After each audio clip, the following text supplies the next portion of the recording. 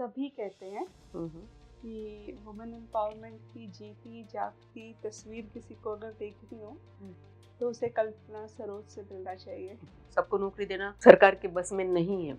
तो मैंने एक संगठन बना ली, सुशिक्षित बेरोजगार युवक संगठन। उसका नाम हम लोगों ने बदल दिया, राष्ट्रीय एकता युवा मंच रखा।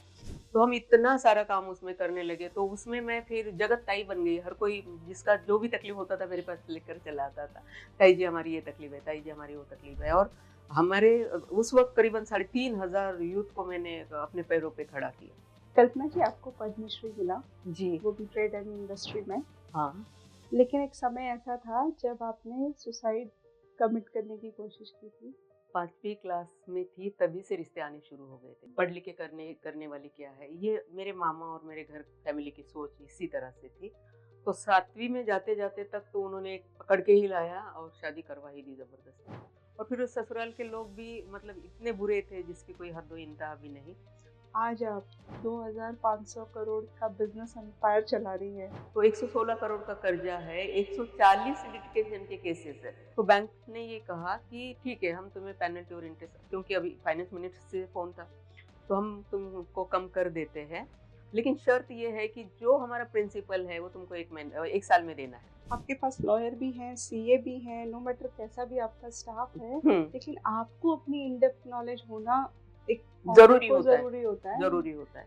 उन्होंने कहा कि नहीं, मैटर हम जीतेंगे नहीं, हम हार जाएंगे। मतलब कल का मैटर है और आज ये लोग मुझे बता रहे हैं कि हम तो मैटर हार जाएंगे। और इसी में आपके ऊपर मतलब सुपारी भी दी गई कि इसको मार दो जान से, और आपको हाँ, डर नहीं लगा? नहीं, क्योंकि मैं तो मौत से मिलकर आई थी, तो डर क्या लगना है उसमें। आपकी सक्सेस स्टोरी ऐसी है कि एक दिन पीएम मोदी एक भरी कॉन्फ्रेंस में ये कहते हैं कि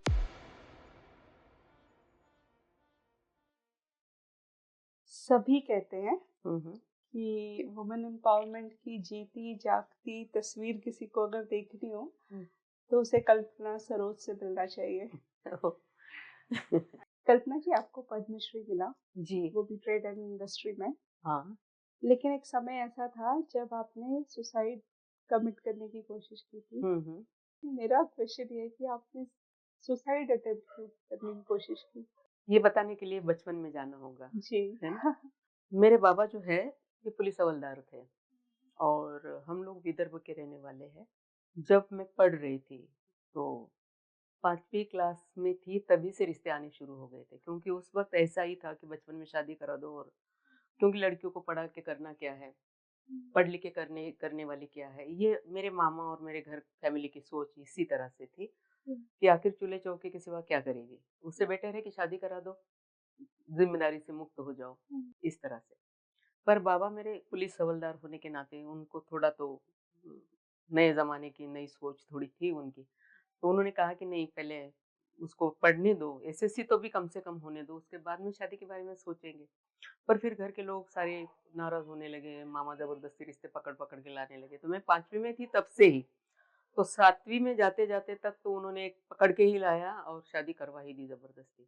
अब वो था ऐसा कि मामा जी जो थे वो बाबा से उम्र में बड़े थे और हैसियत से भी बड़े थे, ज़मींदार थे, सरपंच थे, तो फिर उनकी बातों को ज़्यादा टाला नहीं जा सकता था। तो ख़ैर शादी हो गई उनके कहने पे। बहुत रोई चिल्लाई मैं, क्योंकि शादी नाम का मतलब भी नहीं समझ में आता था उस वक़्त। पढ़ाई पे इतना ध्यान था, मैं एक होशियार विद्यार्थी थी अपने क्लास की। पर फिर शादी हो गई और शादी के बाद में वो लोग मुझे मुंबई ले आए और मुंबई आने के बाद में फिर पता चला कि किस तरह से घर होता है। एकदम एक कच्चा घर झोपड़पट्टी में। फिर हम पुलिस लाइन में रहते थे तो साफ-सुथरा सब कुछ अच्छा जी जी। था, मतलब बहुत बड़े नहीं लेकिन ऐसे गंदे माहौल में नहीं थे ना। स्लम्स और हाँ। बहुत अलग होते हैं। तो वो तो अलग ही होता है। तो फिर मैं बहुत रोना आया मुझे कि ठीक है, शादी करवा के देनी थी तो कम से कम कुछ तो पूछते। पूछा ही नहीं कि लड़का क्या कर रहा है, खानदान क्या है, कुछ नहीं, कुछ नहीं। मेरे मामा को ये कहना था मेरी माँ को कि देख, तेरी बेटी के लिए कितनी भाग्यवान है, कितनी ये है कि मैंने उसको बम्बई वाला रिश्ता लेकर आया हूँ। मतलब उस वक़्त मुंबई जो है, उस वक़्त बम्बई बोला करते थे। तो वो मतलब ऐसे लगता था इन गाँव के लोगों को जैसे अमेरिका में बैग कर रहे हैं ऐसे। और फिर क्या कर सकते हैं? तो ये सारी हालात देख के बहुत सारा रोना आ रहा था मुझे, पर मैं कुछ कर नहीं सकती थी। उस वक़्त कोई मोबाइल नहीं थे, कुछ भी नहीं था। और फिर उस ससुराल के लोग भी मतलब इतने बुरे थे जिसकी कोई हद व इंतहा भी नहीं। अब उसमें जाएँगे तो बहुत सारा टाइम जाएगा, तो इसके लिए बस इतना ही बोलती हूँ कि 6 महीने तक मैंने जो नर्क की यातनाएँ वहाँ पे भोगी है, ये मेरा दिल जानता है या फिर ऊपर वाला जानता है। ख़ैर 6 महीने बाद बाबा आए यहाँ पर, यहाँ हेडक्वार्टर जो है पुलिस की, तो यहाँ ड्यूटी लगा कर आए, कि अच्छा। चलो इसी बहाने बेटी को देख भी लूँगा और ड्यूटी भी हो जाएँगी। तो पहले घर पर वहाँ पर आए, तब हम लोग वहाँ कल्याण उल्लासनगर उस साइड में रहते थे। तो उधर बाबा मिलने के लिए आए और फिर देखा उन्होंने कि मेरे को पहचान नहीं पाए। तो इतनी हँसमुख, चंचल चौक लड़की मेरी क्योंकि बचपन में तो मस्ती करते ही है ना हम लोग, तो अलग ही होता है वो सारा कुछ माँ के घर का। और फिर यहाँ आए तो वो पहचान नहीं पाए कि ये मेरी ही बेटी है करके। और फिर बाबा को पहली बार जब देखा तो जितना भी दर्द था, जितना भी दुःख था वो मतलब नहीं सँभाला गया बाबा को, लिपट के मैं बहुत रोई। तो बाबा समझ गए सब कि क्या हो रहा है, तो बाबा ने उन लोगों से बातें भी की, तो वो लोग सुनने समझने वाले अगर होते तो तकलीफ ही क्यों देते। बट एक 12 साल की लड़की को इतनी तकलीफ? खाली तकलीफ बोले तो उनको ऐसे लगता था कि मतलब बहू को घर में लाना यानी कि एक नौकरानी को लाना, पहली तो बात ये थी। घर के सारे काम कर लो। अब 12 साल की बच्ची जो स्कूल में जाती थी, लेकिन ये अच्छा था कि हम लोग बचपन से ही काम सीखते थे घर में, ठीक है? तो पर इतने सारे लोगों का खाना बनाना है, तो ज़ाहिर-सी बात है कि नमक ज़्यादा हो गया या मिर्ची ज़्यादा हो गई या कम हो गई, इतनी बात के ऊपर भी मारेंगे, पीटेंगे कि तेरी माँ ने तेरे को ऐसे ही सिखाया क्या? माँ के ऊपर से गंदी गाली देना, तेरा बाप ऐसा ही था क्या? मतलब इस तरह से उनका शुरू हो जाता था मार-पीट। ऊपर से घर के सारे काम करना है मुझे, ठीक है? और वो जो जेठानी थी हमारी, वो बाहर बर्तन घँसने के लिए जाती थी, मतलब ये कैटेगरी के लोग थे वो। तो वो बर्तन घस के बाहर से आएगी और तब भर मुझे घर का सारा बिल्कुल ठीक-ठाक करके रखना है। अगर मान लो थोड़ी भी देरी हो गई, कुछ भी हो गया तो उनका शुरू हो जाता था। फिर वो जेठ जी आते थे शाम को, फिर इसका शुरू हो जाता था कि इसने तो ये किया, वो किया, ये तो ऐसी-वैसी, फिर उन्होंने भी मारने का। तो इस तरह का वो नर्क भरा ही जीवन था एक्चुअली। सो फिर मेरे बाबा मुझे ले गए वापस। उन्होंने कहा कि एक ऐसे करो कि तुम पढ़ना चाहती थी ना, मैं तुम्हें पढ़ाऊँगा। भूल जाओ कि तुम्हारे साथ क्या हुआ एक बुरा सपना समझकर और मैं तुम्हें चलो स्कूल में दाखिला दिलाऊँगा। बट वो इतना आसान नहीं था, क्योंकि एक बार शादी हो गई लड़के की, वो ससुराल चली गई। तो वो जब मायके वापस आती है तो उसको देखने का नज़रिया जो समाज का, यहाँ तक कि घर फैमिली का भी कुछ अलग ही हो जाता है। उनको दोष लड़की में ही दिखाई देते हैं। वो देखते हैं कि इसी की कोई गलतियाँ हुई होंगी, इसीलिए मतलब इसको वापस फिर मेरे बाबा को सब घर के लोग भी गाली देने लगे। जैसे बड़े उनकी बड़ी बहनें या फिर मेरी दादी मत इस तरह के कि क्या ऐसा हो गया था, मर जाती थी क्या? हम लोगों ने भी तो सहा है ना, औरतों को सहना ही पड़ता है, क्या फ़र्क पड़ता? और कुछ दिन रह लेती, सह लेती, तो लेकर चला आया 6 महीने में। और फिर मुझे भी गालियाँ देना शुरू, बाबा को देना शुरू। तो मेरी माँ को बहुत टेंशन आ जाता था कि ये क्या हो रहा है करके। फिर माँ भी मेरे को कोसने लगी कि तेरी वज़ह से हमें सुनना पड़ता है ऐसा-वैसा। तो काहे का स्कूल और काहे का क्या? तब भी मेरे बाबा ने स्कूल में मतलब भेजना शुरू किया। तो जो सहेलियाँ मेरी थी ख़ास, वो सहेलियाँ भी मुँह मोड़ने लगी। उनको भी ये लगा कि देखो, मैं तो ससुराल छोड़ के आई हुई लड़की हूँ, मतलब मैं अच्छी लड़की नहीं हूँ, बहुत बुरी हूँ। तो ये जो समाज का देखने का मेरी तरफ ये था, अंदाज़ था, नज़रिया था। तो इतना दुःख होता था अंदर से कि वहाँ जो मैंने सहा, वो अलग चीज़ थी। लेकिन यहाँ तो डायरेक्ट दिल को मतलब ये होता है, वहाँ तो शरीर को मार खाना पड़ता है या जो भी होना पड़ता है। लेकिन यहाँ, ये तो मेरे अपने हैं ना, उसके बावजूद भी ये मुझे इस तरह से टॉर्चर करते हैं।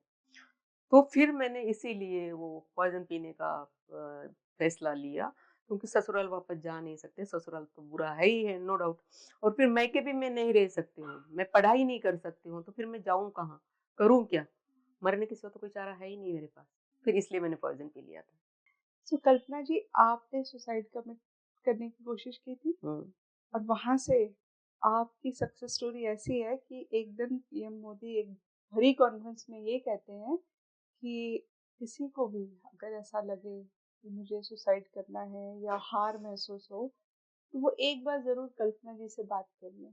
कितनी बड़ी सक्सेस है ये। जी, जी, जी। क्या हुआ था? क्या हुआ था कि एक दूरदर्शन पे एक इंटरव्यू था मेरा, स्त्री शक्ति नाम से ही इंटरव्यू था। तो उस इंटरव्यू में एक शख्स को बुलाया गया था वहाँ पे और उसको पूछा गया था कि क्या हुआ था तुम्हारे साथ में? तो फिर उसने बताया था कि मैं मतलब बांद्रा या बोरिवली साइड किधर, तो वो अच्छा फ्लैट में और अच्छा बिज़नेसमैन था, सब कुछ था। और कुछ ऐसे क्रैशेस आ गए और जिसकी वजह से उसका सब कुछ खत्म हो गया। और फिर उसको ऐसा लगा कि अभी मर जाना चाहिए, ठीक है? तो उसने क्या किया, रात भर पहले तो सोचा कि बच्चे और औरत को भी मार दूँ और मैं भी मर जाऊँ, क्योंकि मेरे मरने के बाद इनका क्या होगा ये सोचा। फिर उसने ये सोचा कि ठीक है, उनका जो भी होगा, जैसे भी जी ले, मैं नहीं मार सकता, मैं अपना मर जाता हूँ। और फिर वो सवेरे उठा, मोटरसाइकिल उसका था नीचे, वो मोटरसाइकिल मतलब वैसे ही नाइट ड्रेस में जैसे भी था, और वो मोटरसाइकिल पे ऐसे ही धुन में कि क्या करूँ, कहाँ कैसे मरूँ, मतलब वो सारा सोचते-सोचते, तो वो लोनावला खंडाला के घाट में चला गया। तब वहाँ पे वो एक दरी सा है ना वहाँ पर चला गया। और फिर इसको होश आ रहा है कि अरे मैं कहाँ यहाँ आ गया हूँ, मैं तो मरने निकला था। तो चलो कोई बात नहीं है, ये मोटरसाइकिल इधर छोड़ देता हूँ, यहाँ से जंप कर लेता हूँ, ठीक है?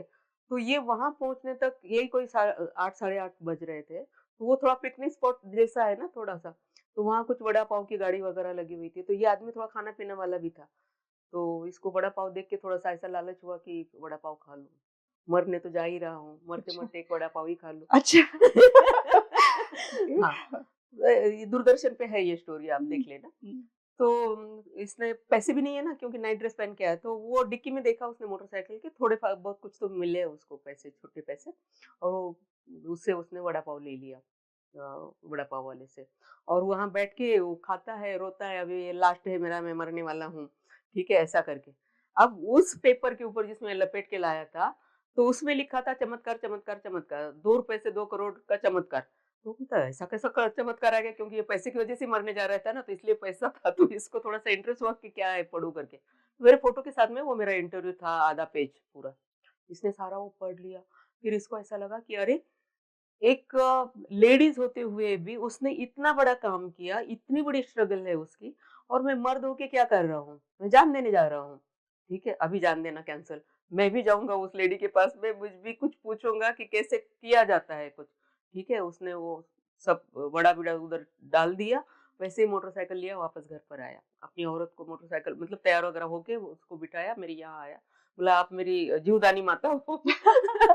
और फिर वो सब नारियल-बिरियल तोड़ के, पानी-वानी फेंक के, मेरी जीवदानी माता आपकी वज़ह से मैं ज़िंदा हूँ, ये देखो ये पेपर आपका। आज भी उस आदमी ने वो पेपर जो है, वो ये फ्रेम करके रखा हुआ है उसके घर में, क्योंकि ये पेपर अगर मैं उस दिन नहीं पढ़ता तो शायद मैं उस दिन मर जाता था, ठीक है? उसके बाद में वो आदमी बिज़नेस में आया और वो अभी अच्छा भला बिज़नेसमैन है। तो यही स्टोरी सुनने के लिए दूरदर्शन वालों ने उनको बुलाया था, क्योंकि जब मेरा ये ऐसा इंटरव्यू ले रहे थे ना, उसमें ये सब्जेक्ट भी एक था कि कैसे एक आदमी जो मरने के लिए गया था और फिर ऐसा हुआ। तो उस आदमी को फिर उन दूरदर्शन वालों ने बुला ही लिया था, ठीक है? तो उसने ये स्टोरी बताई। तो जब मोदी जी ने क्या किया कि ये जो स्त्री शक्ति का जितना भी मतलब ये है, उनका जो मटेरियल है, वो उन्होंने लोकसभा में चालू दिखाना चालू कर दिया। अब लोकसभा में जितने भी एमपीज़ थे वो सब के सब मुझे मतलब ऐसे चेहरे से नहीं, लेकिन कल्पना सरोज के नाम से जानने लगे। अरे कल्पना सरोज ऐसा। तो हुआ ये कि फिर एक प्रोग्राम लग गया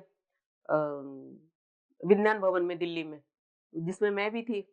तो मोदी साहब ने बोला कि कल्पना सरोज मेरे साथ में स्टेज पे होंगी करके, क्योंकि वो जब जिसको चाहेंगे वही स्टेज पे जाता, नहीं तो कोई नहीं जाता।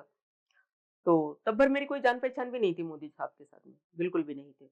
उससे पहले एक बार खाली मैं मिली थी, वो बाबा साहब के घर के लिए, जो मैंने उनसे कहा था कि डॉक्टर बाबा साहब अम्बेडकर का घर जो वहाँ बिक रहा है, वो हमें खरीदना लंदन में। चाहिए, लंदन में। जी, जी। तो जब भाषण शुरू हो गया साहब का, तो सब लोगों ने उठ के उनको ये किया, अभिवादन किया कि आपने बहुत बड़ा काम किया, डॉक्टर बाबा साहब अम्बेडकर का जो लंदन का घर था, वो घर मतलब बहुजन समाज के लिए नहीं, भारत के लिए लेकर हम सबका मतलब बहुत बड़ा मान बढ़ाया।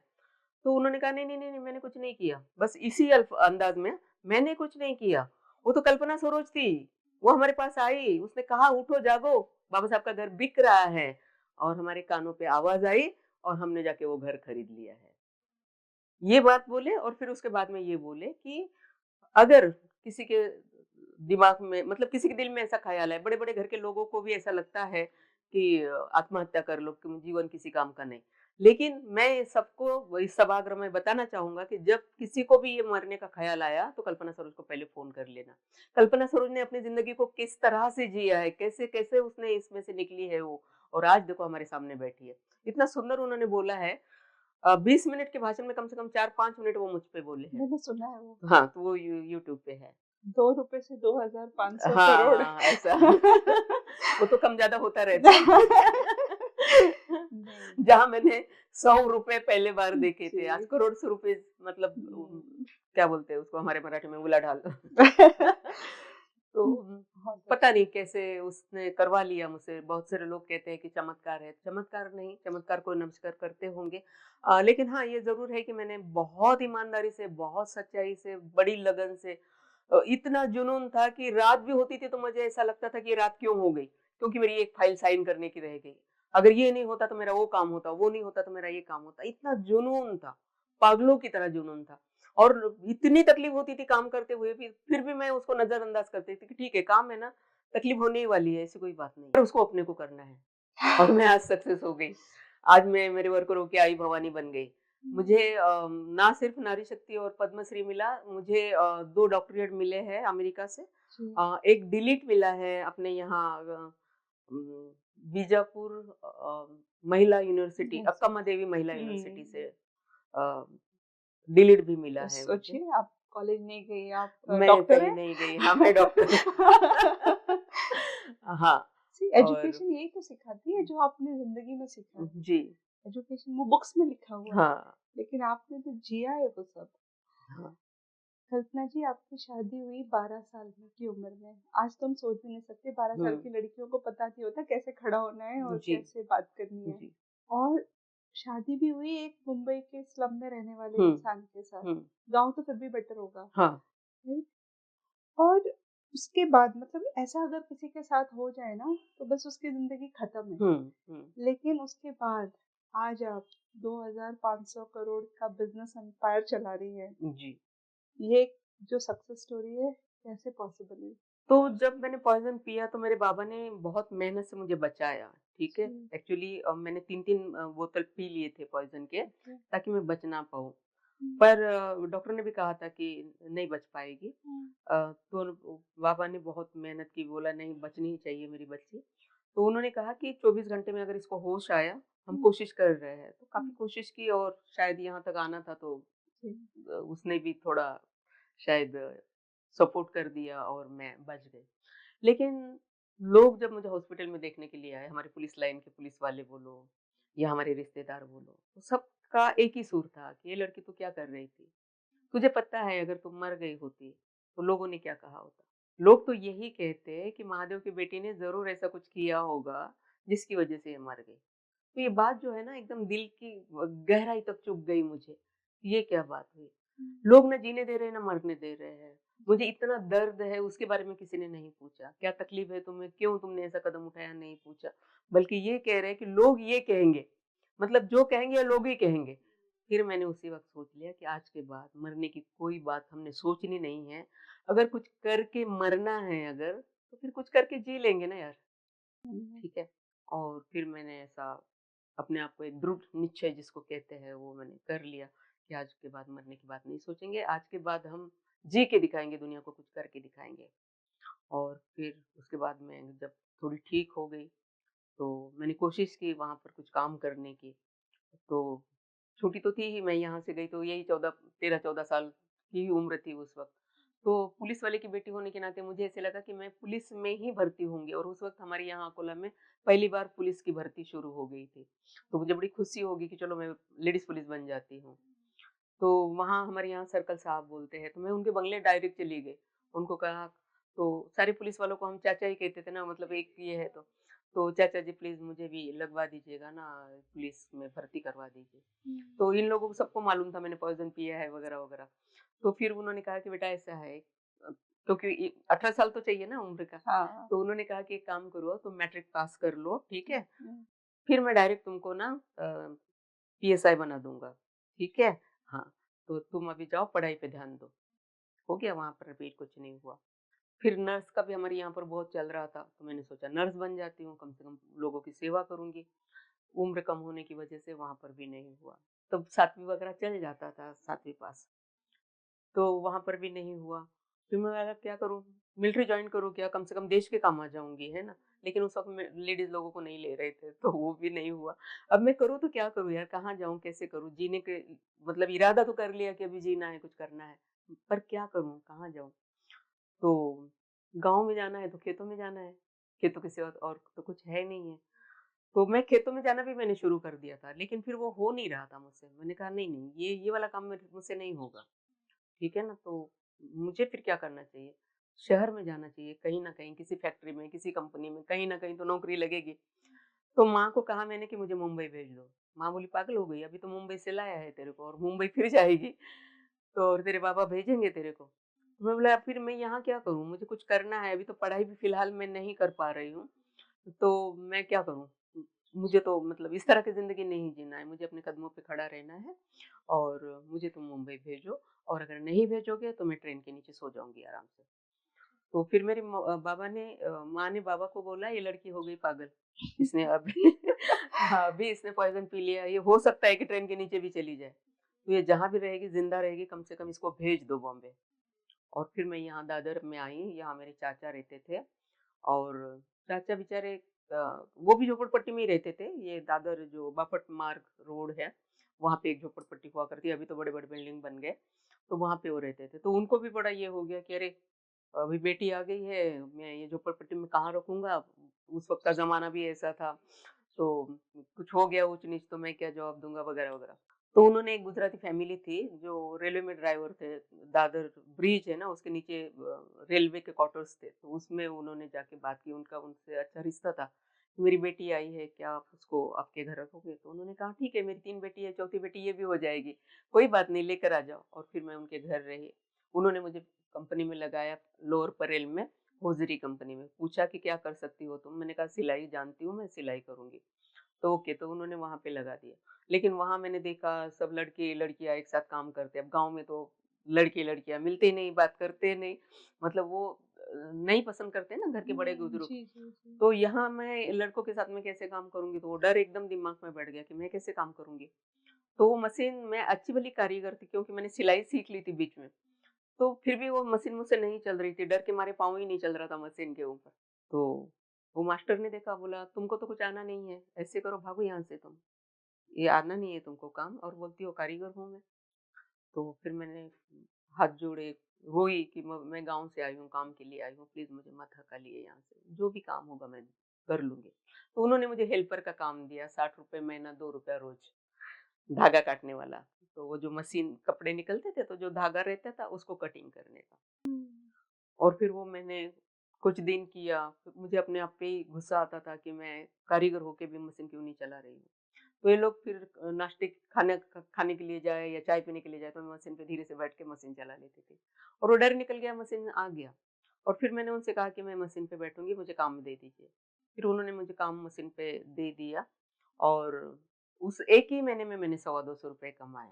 क्योंकि उस वक़्त आँख के ऊपर का काम था कि जितने डज़न तुम सिलाओगे, जी। उतना तुमको पैसा मिलेगा। हुँ। तो मैं एक्सपर्ट कारीगर थी, तो मेरे से फटाफट सिले, क्योंकि उस ज़माने में ₹100-200 बहुत बड़ी बात बहुत थी। बड़ी बात है। हुँ। तो पहली बार मैंने देखा कि ₹100 कैसे होते हैं, मैंने नहीं देखे थे उससे पहले पैसे।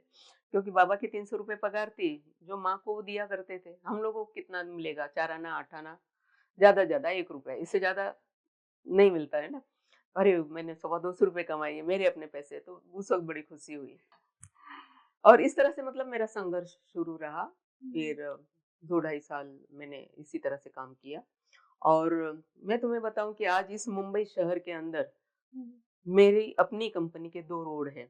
अभी ये जहाँ हमारी बिल्डिंगें हैं, जहाँ हमारी ऑफ़िस है, सामने का जो रोड है, ये हमारी कंपनी के नाम पे है, रामजी भाई कमानी रोड, और एक कुर्ला कमानी रोड। तो कंपनी के नाम पे ऐसे 2 रोड हैं। उस वक़्त मैं इन्हीं रोड के ऊपर चलने के लिए मुझे इतना डर लगता था, क्योंकि गाँव, छोटे गाँव से आई हुई थी ना, वहाँ पे एक ही रोड, एक ही रास्ता, स्कूल भी जाओ, बाज़ार भी जाओ, जहाँ जाना है जाओ, एक रोड पे उसी से जाओ। यहाँ इतने सारे रोड, इतनी बड़ी-बड़ी बिल्डिंगें, तो मैं डर जाती थी बिल्कुल से, कि मैं कहीं गुम ना हो जाऊँ, कहीं ये ना हो जाऊँ। ट्रेन में चढ़ना-उतरना समझ में नहीं आता था। तो कहीं चर्चगेट मतलब मैं दादर से चढ़ी हूँ, क्योंकि दादर रहती थी उनके पास ना। दादर से चढ़ी हूँ, मुझे लोअर परेल के लिए चर्चगेट ट्रेन पकड़नी है। मैं बोरीवली ट्रेन पकड़ के इधर जा रही हूँ और इधर से उधर भाग रही हूँ कि कहाँ आ रही है मतलब कभी आएगा लोअर परेल। तो कहीं औरतों ने कई बार धक्के देके गिराया होगा मुझे, कई बार मेरी सीढ़ी बना के उतरी होगी औरतें, मतलब ढेर सारी ऐसी जी, बातें, जी। बहुत बहुत सहना पड़ा मुझे इस तरह से, लेकिन मैंने हिम्मत नहीं हारी कि ठीक है, आज नहीं तो कल हो जाएगा। और इस तरह से मैंने 2 ढाई साल तक काम किया, ढेर सारे पैसे मेरे जमा हो गए, क्योंकि गुजराती फैमिली वो पैसे नहीं लेते थे, बोले लड़कियों से हम लेते नहीं हैं, लड़कियों को देते हैं। तो जो भी मेरे फिर तो मैंने तो पहले ही इसमें सवा 200 फिर 250 300 ऐसे कमाती रही ना, वो सारे पैसे उन्होंने मेरे जमा किए। बदनसीबी से हुआ है कि बाबा की नौकरी जाती रही और फिर उनको सबको मैंने यहाँ बुला लिया कि हम लोग सब यहाँ रहेंगे। क्योंकि पुलिस क्वार्टर जाने के बाद में हमारे पास में कोई घर नहीं था बाबा हुँ, की फैमिली में, हुँ, हुँ। तो यहाँ चले आओ। तो फिर हम लोगों ने यहाँ से जाके कल्याण में घर ले लिया। ₹40 भाड़ा और ₹400 डिपॉज़िट का एक चॉल में घर लिया और सब फैमिली को इधर बुलाया। तो हम लोग खुश थे कि चलो अभी सारी फैमिली हम लोग एक साथ हैं, अपना कमा रहे हैं, अपना खा रहे हैं। उस कमाने-खाने में भी ऐसा था कि कई बार सब्ज़ी नहीं तो चाय के साथ रोटी खा ली। कभी-कभी चाय-रोटी भी वो भी नहीं होता था क्योंकि इतनी बड़ी फैमिली है, मैं अकेली कमाने वाली हूँ। उसमें भी मेरा पास है, घर का भाड़ा है, तो सारी तकलीफ़ें तो थी। लेकिन फिर भी हम लोग खुश थे कि हम अपने बलबूते पे जी रहे हैं, अपना कमा रहे हैं, अपना खा रहे हैं। लेकिन इसी बीच मेरी बहन की तबीयत खराब हो गई, मुझसे छोटी जो थी और इतनी खराब हो गई कि उसको पेट में वो पानी भरता है ना, जलोदर नाम का कुछ तो था। Yes, yes. तो वो ऑपरेशन के लिए ₹2000 समथिंग कुछ तो चाहिए था उस वक़्त डॉक्टर ने कहा और 2000 हम कहाँ से देते, हम भूखे पैसे ऐसे ही मर रहे हैं, 2000 थे किसके पास? तो वो मैं दे ही नहीं सकी और मेरी बहन देखते ही देखते मैं मर गई और जब मर रही थी, तब वो ये कह रही थी कि दीदी मुझे बचा ले, मैं मरना नहीं चाहती। उसकी जो आँखें थी, मैं आज तक भी कभी भी इंटरव्यू में बहुत सारे इंटरव्यू में मुझे रोना आता था वो बात याद करके ही। तो इतनी बदनसीबी है कि हम अपनी बहन तड़प रही है, मर रही है और चंद रुपयों के लिए मेरे पास इतने पैसे नहीं थे कि मैं उसका ऑपरेशन करवा लूँ या मैं उसको बचा लूँ। तो ये बात जो है ना वो दिल की गहराई तक चुभ गई मुझे और तब मुझे ऐसे लगा कि पैसा कमाना कितना ज़रूरी है। अगर हमारे पास पैसा नहीं होगा तो हमारे अपने इस तरह से तड़प के हमको छोड़ के चले जा सकते हैं। आज ये बहन गई है, यंग लड़की मेरे से छोटी वाली, हुँ? एसएससी पास करके आई हुई थी जिस वक़्त मेरे पास यहाँ आई है और फिर दूसरी बहन है, भाई है, माँ है, बाबा है, इनको भी तो कुछ भी कुछ हो सकता है और फिर मैं इनको नहीं बचा पाई तो मुझे कुछ करना पड़ेगा। और फिर मैंने बहुत सोचा और जब पता चला कि मतलब मैं क्या करूँ पहले तो समझ में नहीं आता था कि क्या करूँ मैं? कुछ ना कुछ तो करना पड़ेगा, उसके सिवा तो पैसा नहीं आएगा। तो मेरे दिमाग में आया कि मुझे सिलाई आती है, तो मैं 2-4 मशीनें डाल देती हूँ, ठीक है? और उसके बाद में मैं मतलब अपना खुद का कुछ तो चालू करूँगी, तो कुछ ना कुछ मुझे मिलेगा। लेकिन फिर वो मशीनें डालने के लिए, दुकान खरीदने के लिए मतलब खरीदेंगे नहीं तो भाड़े से लेने के लिए पैसे तो चाहिए, तो कहाँ से आएँगे? तो उसके लिए बहुत सोचा, बहुत सोचा। तब पता चला कि गवर्नमेंट की कुछ स्कीम है, जिसमें मतलब बेरोज़गार जो होते हैं उनके लिए वो स्कीम के थ्रू हुँ, पैसे लेकर जी। हम अपना बिज़नेस स्टार्ट कर हुँ, सकते हैं। तो फिर उसके लिए भी काफ़ी दिक्कतें हुई, पेपर बनाना मालूम नहीं था, किस तरह से पेपर बनाएँ, वो भी एक लंबी-चौड़ी कहानी है बट ओके, मैंने वो पेपर्स बनाए, मैंने 50,000 का लोन लिया। 50,000 का लोन लिया और फिर मैंने उधर ही कल्याण में एक रेंट से दुकान लिया। उसमें फिर मैंने कुछ 4 मशीनें डाल दी और मैं काम करना शुरू कर दिया। लेकिन इसी के साथ मेरे दिमाग में ये भी आया कि मेरे जैसे बहुत सारे यूथ है ना जिनको नौकरी नहीं मिलती, सबको नौकरी देना सरकार के बस में नहीं है। तो फिर क्या करें? तो इनको भी मेरी जैसा ही अगर कुछ लोन मिल जाए, ये भी अपने पैरों पे खड़े हो जाएँगे तो कितना अच्छा होगा। तो मैंने एक संगठन बना ली, सुशिक्षित बेरोज़गार युवक संगठन और उस संगठन के थ्रू मेरी आज भी वो चलती है, जो उसका नाम हम लोगों ने बदल दिया, राष्ट्रीय एकता युवा मंच रखा। क्योंकि जहाँ संगठन हो जाती है, वहाँ यूनियन आ जाती है और फिर वो रजिस्टर्ड नहीं होता है। तो इसके लिए फिर हमने उसका नाम बाद में बदल दिया। तो हम इतना सारा काम उसमें करने लगे, तो उसमें मैं फिर जगत ताई बन गई। हर कोई जिसका जो भी तकलीफ होता था मेरे पास लेकर चला आता था। ताई जी हमारी ये तकलीफ है, ताई जी हमारी वो तकलीफ है और हमारे उस वक़्त करीबन 3500 यूथ को मैंने अपने पैरों पे खड़ा किया। पूरे थाना डिस्ट्रिक्ट और पूरे बॉम्बे में जहाँ कहीं पर भी। तो हम लोग क्या करते थे कि एक शिविर लगा देते थे जहाँ पर यूथ आएगा, जहाँ पर स्कीम के अधिकारी आएँगे, जहाँ बैंक के अधिकारी आएँगे और उसमें कोई ऐसा मेहमान जो कोई डिप्टी कलेक्टर हो कमिश्नर हो, मतलब इस तरह के लोगों को बुलाते थे। तो हम लोगों की जान-पहचान भी होती थी, बच्चे लोगों को भी उसी के वक़्त वो बताए मतलब गाइड करते थे कि क्या आप करना चाहेंगे, कैसे कर सकते हो? तो बच्चे लोग किसी को मूर्ति का कारखाना खोलना है, किसी को सैलून, किसी को उस वक़्त ऑटो रिक्शा का बहुत लगता था। तो बच्चे लोगों को लगता था ये ज़्यादा ईज़ी है, ऑटो रिक्शा ले लिया, चला दिया। तो ऐसे मैंने सब ऐसे बच्चों को खड़ा किया। तो मैं लोगों के लिए बहुत मतलब ये हो गई कि ये आप बहुत तो अच्छा सोशल काम वर्क कर करती रहे हो। है। तो ऐसे सारा चलता रहा, यही सारा करते आपके सवाल भी पूछो यार, मैं तो शुरू हो जाऊँगी तो नहीं, नहीं, आप नहीं, नहीं, बोलो, बोलिए। बोलो, पूछो। बहुत मतलब हाँ, वही आपकी सक्सेस स्टोरी वही आप मतलब सोचो आप अपनी दिक्कतों में हो हाँ, और आपने एक ऐसा संगठन बना दिया हाँ, जो दूसरों की दिक्कतें सॉल्व कर हाँ, रहा है, हाँ, राइट? और इसी में नितिन गडकरी जी ने आपको एक बार कहा था हाँ, कि आपने इम्पॉसिबल को पॉसिबल कर दिया। क्या जी, इंसिडेंट था वो? यही वाली कमानी। अच्छा, जब ये कमाने के लिए गडकरी साहब ने भी ये सोचा था कम्युनिटी ट्यूब्स। कमानी ट्यूब्स के लिए, जी। क्योंकि इनके वर्कर्स, क्योंकि ये जो कंपनी है ना, एक ऐतिहासिक कंपनी है। नेहरू जी यहाँ आया करते थे। यहाँ के जो पहले हुँ, ओनर थे रामजी भाई कमानी, वो नेहरू जी के मित्र थे और हुँ, गांधी जी के शिष्य थे। अच्छा। तो पहला आंदोलन जब गांधी जी का खादी का हुआ, वो हुँ, हमारी कमानी हाउस कलकत्ता से हुआ। तो वो उन्हीं के साथ में रहा करते थे। हुँ, ठीक है? तो जब हम स्वतंत्र हुए, देश आज़ाद हुआ, तो हुँ, उसके बाद में फिर गांधी जी ने मतलब सभी अपने नज़दीक के जितने भी वो लोग थे, जैसे वो टाटा, बिरला, बजाज जो भी थे ये लोग, उसी में हमारे रामजी भाई कंबानी, सबको बोला कि अभी हमें इकोनॉमी की तरफ जाना चाहिए। अब स्वतंत्रता मिल गई, पर पैसा ये तो चाहिए ना। तो फिर ये लोगों ने अपने-अपने बिज़नेस स्टार्ट करने के लिए तो रामजी भाई यहाँ आए, इन्होंने 22 एकड़ का जगह लिया कुर्ला में, ठीक है? और फिर इन्होंने 3 फैक्ट्रियाँ डाली जहाँ पे कमानी मेटल्स, कमानी इंजीनियरिंग और कमानी ट्यूब्स, 22 एकड़ ज़मीन में इतनी बड़ी-बड़ी कंपनियाँ डाली। तो नेहरू जी जब यहाँ आया करते थे इस कंपनी में, जिस चेयर पे बैठते थे, उस चेयर पे आज हम लोग बैठते हैं खैर। अच्छा, वो टूट-फूट गई थी, हमने उसको बना लिया। ओके, क्योंकि ऐतिहासिक चेयर है ना वो। जी। सो फिर इतनी बड़ी कंपनी तो खैर वो हो गई। बहुत अच्छे से चलने लगी, 3500 वर्कर 3 कंपनी में चलने लगे हुँ, और कुछ सालों तक काफ़ी अच्छा रहा। 87 65 में उन्होंने कुछ कंपनी का ये किया था। 87 में कोर्ट ने ऐसे ऑर्डर दिया, सुप्रीम कोर्ट ने ऑर्डर दिया, क्योंकि ये वर्करों ने यूनियन ये किया और कहा कि वर्क मालिक हमारा अच्छा नहीं, जबकि वो स्वतंत्र सेनानी था। उसने देश के लिए अपने आप को कुर्बान किया था। इस वर्करों को 100% बोनस देता था, तो फिर क्यों अच्छा नहीं था? क्योंकि उस वक़्त यूनियन का ही हमारे देश में सभी तरफ यूनियन यूनियन जी, सब चल रहा था। हुँ, तो फिर ये लोग सब इंदिरा जी के पास चले गए, फिर उनको कहा कि हमारा मालिक अच्छा नहीं है, हुँ, तो हमको जो है ये जो कंपनी है ये हुँ, हम चलाएँगे, ओके, हम वर्कर हैं, हमको चलाने आता है, हुँ, मालिक अच्छा नहीं है, इसको निकाल दो। तो फिर वो लोग सुप्रीम कोर्ट में चले गए, मालिक लोग ये जो है कि ये ऐसे कैसे हो सकता है? तो सुप्रीम कोर्ट ने भी, हमारे देश का ये पहला निर्णय ऐसा है कि वर्कर को मालिक बना दिया और मालिक को कंपनी से ही बाहर निकाल दिया। हुँ, इसके बाद में कोई कुछ हुआ नहीं, पहली पहली बार ऐसा हुआ। और वो तो चला पाते कंपनी। वही वही तो स्टोरी है आगे। तो बेचारे मालिक को कितना दुःख हुआ होगा कि किस तरह से, कितनी मुश्किल से उसने इस कंपनी को बड़ा किया, इतना पैसा लगाया, इतनी मेहनत की और उनको बाहर कर दिया, वर्कर मालिक बन गया। मालिक बन गया, लेकिन 3500 मालिक तो काम कौन करेगा? मैनेजमेंट में जो भी लोग बने थे, उन लोगों के आपस में उन्होंने बना लिए थे। तो जो भी वर्कर को बोलता था काम करना है, ये काम ऐसा-ऐसा, तो वो उसको बोलता है, "ए कुणाल सांगतो रे तू." मी मालिक. हां, आम्ही मालक आहोत तुला माहिती आहे का? मीन्स इस तरह से, क्योंकि बाद में मैंने जब सबकी पेमेंट वगैरह दे रही थी ना, तो उनको मैंने पूछा, उनका वीडियो वगैरह भी मैंने लिया था, तो वो लोग बता रहे थे कि इस तरह से कंपनी में चलता था।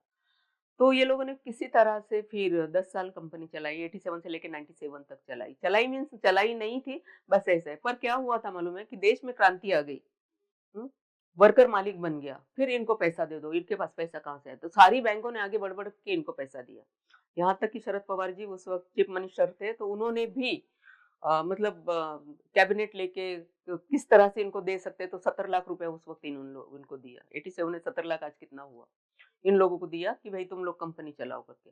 और फिर ये लोग जो लीडर लोग थे, ये लोग एन्जॉय कर रहे थे पैसा। इनको क्या करना है, कंपनी चलाना है, नहीं चलाना है, मालिक का क्या हो गया, वर्कर को क्या मिल रहा है, उनको कोई लेना-देना नहीं है। वो लोग अपना एन्जॉय कर रहे खूब अच्छे से, लीडर लोग जो थे। पर कोर्ट ने एक काम किया था कि आईडीबीआई को ऑपरेटिंग एजेंसी रखा हुआ था। तो आईडीबीआई देख रही थी कि क्या चल रहा है। तो आईडीबीआई के ध्यान में आया कि वर्कर तो फेल्योर हो गया है। तब भी जब टाटा ने लाइट काट दिया, बीएमसी ने पानी काट दिया, उसके बाद फिर वर्कर करेंगे क्या? मतलब इनको डिक्लेयर नहीं कर सकते थे ना, क्योंकि यही मालिक थे अभी। उन्होंने डिक्लेयर नहीं किया, पर आईडीबीआई ने कोर्ट को बता दिया कि ये डिफ़ॉल्टर हो गए हैं और अभी कंपनी मतलब इनके हाथ से लेनी पड़ेगी। हुँ, तो फिर 2 कंपनियाँ मतलब इन्होंने फिर ऑक्शन में निकाल दी कंपनियाँ। तो जिसमें से हर्ष गोयनका ने कमानी इंजीनियरिंग ले लिया। जो बड़े-बड़े टावर नहीं बनते हैं हाँ इलेक्ट्रिक जी, के, हाँ जी। तो वो हर्ष गोयनका जी ने ले लिया। हुँ, उसके बाद में कमानी मेटल्स था। हुँ, कमानी मेटल्स वो हाई कोर्ट के थ्रू ही नीलाव हो गया। हुँ, ठीक है? हुँ, क्योंकि तो वो वहाँ वैसे नीलाव हो गया और फिर कमानी ट्यूब की भी नीलामी आ गई थी, कि हुँ, ये भी नी हो जाएगा, ऑक्शन में चला जाएगा। तो इसके कुछ वर्कर जो थे बहुत अच्छे वर्कर्स थे, तो वो बेचारे मेरे पास में आए क्योंकि उनको तब भर हमारा ऐसा चल रहा था कि ये लेडी बड़ा अच्छा काम करती है वगैरह-वगैरह। तो वो आए और उन्होंने कहा कि हम चाहते हैं कि आप हमारी कंपनी को टेक ओवर करें। तो मुझे बड़ा ताज्जुब हुआ कि भाई मैं छोटे-मोटे काम ज़रूर कर सकती हूँ। अब इंडस्ट्री को टेक ओवर करके चलाना ये कोई मामूली बात तो है नहीं है और इंडस्ट्री का कोई गंध नहीं है हमें। हुँ, हुँ, तो मैं बोला नहीं मैं तो ये नहीं कर सकती हूँ। तो कहने लगे कि नहीं, नहीं हमें विश्वास है कि आप कर लोगे ये, ठीक है? हम इसीलिए आपके पास आए। भैया मैं कर ही नहीं सकती हूँ, कैसे कह रहे हो कर सकते हो? फिर उन्होंने अपना स्टोरी बताना शुरू कर दिया कि हमारे 93 वर्कर्स जो है, वो भूख और प्यास और दवा के खातिर मर गए हैं। हमारे कई वर्कर ऐसे हैं जो बस स्टॉप पे अभी भीख माँग रहे हैं, खाने के लाले पड़ गए हैं, वगैरह-वगैरह उन्होंने बताया।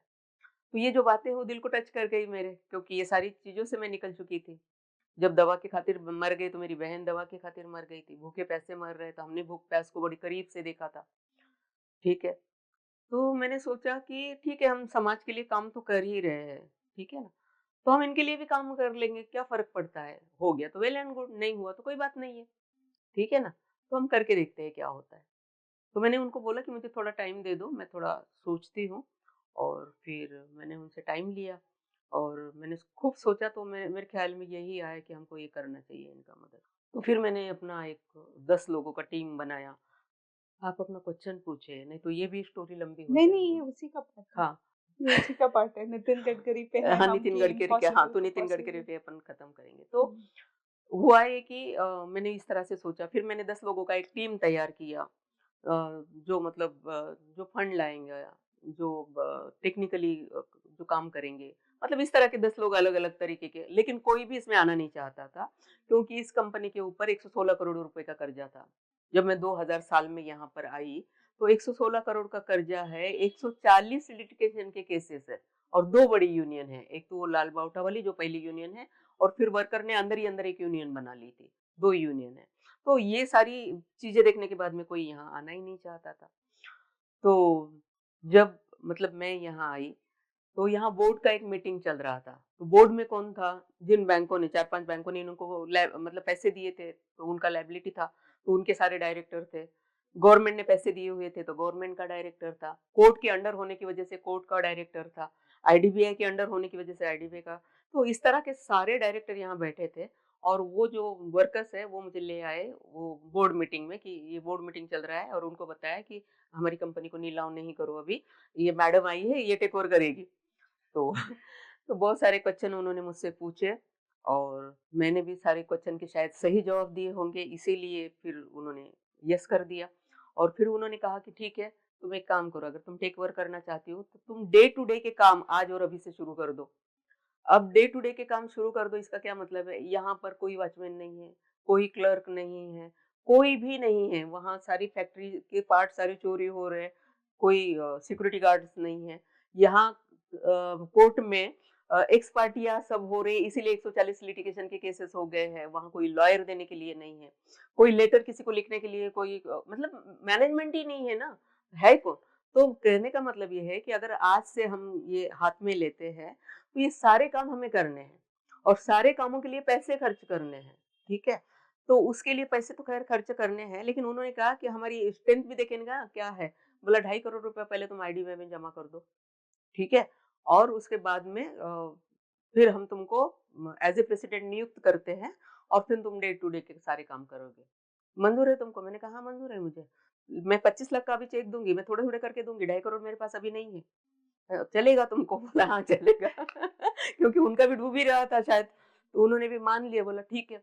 और इस तरह से फिर मैंने वैसे 2.5 करोड़ के पूरे चेक बना के उनको दे दिए थे कि कैसे-कैसे ये करना है। 25 लाख का तुरंत वाला दे दिया था। और इस तरह से फिर मैं इस कंपनी में आई। 2000 में मैं आई यहाँ पर, और फिर मैं डे टू डे के सारे काम देखने लगी। कोर्ट में वकील देने हैं, वहाँ सिक्योरिटी रखनी है, यहाँ मैनेजमेंट में 2-4 लोगों को रखना है, और वो फिर सारा काम शुरू हो गया। और ये ऐसे करते-करते 2000 से लेके 2006 तक हम बहुत सारे लोगों से मिलते रहे, करते रहे, काम करते रहे इसमें। लेकिन एक हुआ कि मुझे डीपली नॉलेज इसमें मिला कि क्यों 116 करोड़ का कर्जा हुआ, क्यों इतनी सारी बातें, मतलब ये सारा काम करने का मौका मिल गया ना यहाँ रहने से। तो अभी 116 करोड़ का कर्जा ये क्यों हुआ? उसके ऊपर काफ़ी सारी स्टडी किया तो पता ये चला कि इसमें इंटरेस्ट और पेनल्टी है। प्रिंसिपल तो कम है, ठीक है? आधा से ज़्यादा तो इंटरेस्ट और पेनल्टी है। तो अभी इंटरेस्ट और पेनल्टी कम कौन करेगा? बैंकर के पास अगर जाएँगे हम लोग तो बैंक करे की ज़रूरी तो नहीं है, ठीक है? क्योंकि वो क्यों मतलब रिस्क ले और क्यों करे वो? तो फिर मैंने सोचा कि ठीक है, हम फाइनेंस मिनिस्टर के पास जाएँगे, अच्छा। ठीक है? तो फाइनेंस मिनिस्टर के पास बैंकिंग है, तो हम लोग फिर फाइनेंस मिनिस्टर के पास गए। उनको फिर हमने समझाया कि सुप्रीम कोर्ट की बेबी है, इस तरह से नीलाव हो रही है, मैं इसको बचाना चाहती हूँ। सिर्फ़ ये है कि अगर पेनल्टी और इंटरेस्ट माफ़ हो जाएगा तो मुझे काम करने में आसानी होगी, वरना मुझे भी मुश्किल हो जाएगी, मैं भी नहीं कर पाऊँगी। तो और फिर बैंक का क्या, अगर मान लीजिए कि कंपनी लिक्विडेशन में चली गई, तो बैंक को क्या मिलने वाला है? कुछ भी नहीं। लेकिन अगर इंटरेस्ट पेनल्टी कम करते हैं तो प्रिंसिपल तो मिलेगा। तो इन लोगों को शायद मेरी बात समझ में आई, और फिर इन लोगों ने सारे उन्होंने फ़ोन करके आईडीबीआई को बोल दिया कि मीटिंग लगा दो, और फिर मई मीटिंग लग गया सारे बैंकों के साथ में, ठीक है? आईडीबीआई में ही। और फिर हमारे जो 10 लोग थे, ये भी थे, हम लोग गए, हमारे डायरेक्टर सारे। तो बैंक ने ये कहा कि ठीक है, हम तुम्हें पेनल्टी और इंटरेस्ट, क्योंकि अभी फाइनेंस मिनिस्टर से फ़ोन था, तो हम तुमको कम कर देते हैं, लेकिन शर्त ये है कि जो हमारा प्रिंसिपल है वो तुमको 1 साल में देना है। तो ये भी शॉकिंग था कि इतने सारे पैसे 1 साल में कौन कहाँ से देगा, कैसे देगा? तो बाकी मेरे डायरेक्टर सारे सोचना ना करने लगे, नहीं, नहीं हो नहीं सकता, हो नहीं सकता। मैंने कहा हाँ, हो सकता है, मैं कर दूँगी। तो ये सारे मेरे डायरेक्टर मुझे बोलते हैं कि कैसा हो जाएगा, क्या क्या ऐसा तुम ये कर रहे हो? मैंने उनको साइड में लिया, मैंने बोला ऐसा है, अगर हम आज ना कहते तो सारा विषय आज ही खत्म हो जाता है। बात करने के लिए कुछ रहता ही नहीं है, और कमाने में काम करने को भी कुछ नहीं रहता है। बात यहीं पे खत्म हो जाती है ना, क्योंकि लायबिलिटी अगर हम नहीं देंगे तो कंपनी हमको कहाँ से मिलेगी? तो यहीं पे खत्म हो जाता है सारा कुछ। लेकिन अगर हम मान लेते हैं इनकी बात, तो हमारे पास में 1 साल है। उस 1 साल में हम देखेंगे ना हम क्या कर सकते हैं। हम कुछ भी करेंगे, हम मार्केट से लेंगे, हम किसी से उधार लेंगे, हम अपना प्रॉपर्टी बेचेंगे, जो करना है करेंगे। हुँ। लेकिन 1 साल है हमारे पास में। और हाँ, ये बात सही है। मान लिया हम लोगों ने, और हम लोगों ने ओटीएस साइन कर दिया कि हम 1 साल में आपको पैसे दे देंगे। ठीक है? फिर वो 1 साल में हमने पैसे देने का ओटीएस लिया, और फिर हम जो इसमें इतना काम करने लगे, इतना काम करने लगे कि 21 मार्च 2006, अभी जो मार्च आ रहा है, 21 मार्च 2006 हमारे जीवन का एक बहुत बड़ा एक ये था वो। उस दिन कोर्ट में हमारी स्कीम पास हो गई। क्योंकि हमने बहुत सारा काम उसके अंदर किया, बहुत सारा, अभी इतना सारा बताने के लिए अपने पास टाइम नहीं, 4-5 घंटा चला जाएगा अगर हम डिटेलिंग में सारे में जाएँगे तो। ठीक है ना? कैसे हमने कोर्ट के केसेस, हमने कैसे इतने सारी लायबिलिटी हर किसी की देनी है ना, खाली बैंक ही नहीं है, इनकम टैक्स है, तुम्हारा बीएमसी टैक्स है, पता नहीं क्या-क्या है उसके अंदर, ढेर सारा है। तो ये सारी चीज़ें जो है वो हम लोगों ने मतलब सारा सेटल कर दिया था, किसको कैसे देना है, क्या करना है वगैरह-वगैरह, और कुछ लोगों को दे भी दिया था। मतलब स्कीम पास होने से पहले ही कुछ लोगों को दे भी दिया था, ठीक है? एक कोर्ट में वकील जा रहे थे, कितने केसेस हम लोग जीत भी गए थे एक्चुअली। तो 21 मार्च 2006 में कोर्ट ने कंपनी हमें दे दी, ठीक है? तो हम बहुत खुश हो गए, अरे कंपनी मिल गई, चलो हम लोगों की मेहनत जो है वो सक्सेस हो गई, ये हुआ, वो हुआ। क्योंकि हमको बोर्ड ने ये कहा था जब बोर्ड मीटिंग में हम आए थे ना, कि हम आपको प्रेसिडेंट बना रहे हैं। हमारे हाथ में नहीं है कि हम तुमको कंपनी देंगे। ये कोर्ट डिसाइड करेगा तुमको देना है कि नहीं देना है। नहीं अगर तो जितने भी पैसे तुम्हारे खर्च हो रहे हैं, तुम अनसिक्योर क्रेडिटर के लाइन में खड़े होंगे। तुम्हें मंज़ूर है तो तुम आओ। ये बात उन्होंने उस वक़्त कही थी। हमने हाँ कह दी थी कि ठीक है, जो होगा। तो कितनी खुशी होगी कि चलो हमको कंपनी मिल गई। तो वो 21 मार्च 2006 हमारे लिए एक सुनहरा मतलब दिन है वो, और वो हमको कंपनी मिल गई। तो वो बहुत खुश हो रहे थे। तो हमारे वकील ने कहा कि ऑर्डर तो पढ़ लो पहले क्या है। जो इतना ओके। खुश हो रहे हो, खुशी की बात तो ख़ैर है, बट ऑर्डर पढ़ लो। तो ऑर्डर में ये लिखा था कि 2011 तक आपको हर चीज़ से बाहर निकलना है। हुँ। ठीक है? जैसे कि जितनी भी लायबिलिटी है, बची है, वो सारी लायबिलिटी देना है। सबसे पहला हमें फैक्ट्री शुरू करना है, वर्कर के हाथों को काम देना है, ठीक है? और सारी चीज़ों से बाहर निकलना है, तभी 2011 और टाइम दिया था 2011। अगर अब तक तुमने ये सब नहीं किया, तो कंपनी फिर कोर्ट वापस ले लेगा। तो अभी तक जितनी मेहनत कर रहे थे हम रात और दिन, खाना-पीना सब कुछ भूल गए थे। लेकिन ये ऑर्डर पढ़ने के बाद में फिर मतलब ये हुआ कि हमारे मराठी में कहते हैं ना तारावरची कसरत, तो इस तरह से फिर डबल तारावरची कसरत हमने शुरू कर दिया। फिर हमको कुर्ला से हमारी फैक्ट्री लेके जाना पड़ा वाडा। वाडा हम फैक्ट्री लेकर गए। 2006 में लेकर गए, 2009 तक फैक्ट्री लगाने में टाइम गया। बहुत सारे पार्ट चोरी हो गए थे। मशीनें सारी जर्मनी की थी, पुरानी हो चुकी थी। ऐसे मशीनों को मतलब रेडी करना काम के लिए बहुत मुश्किल सारा ये था, लेकिन हमने किया।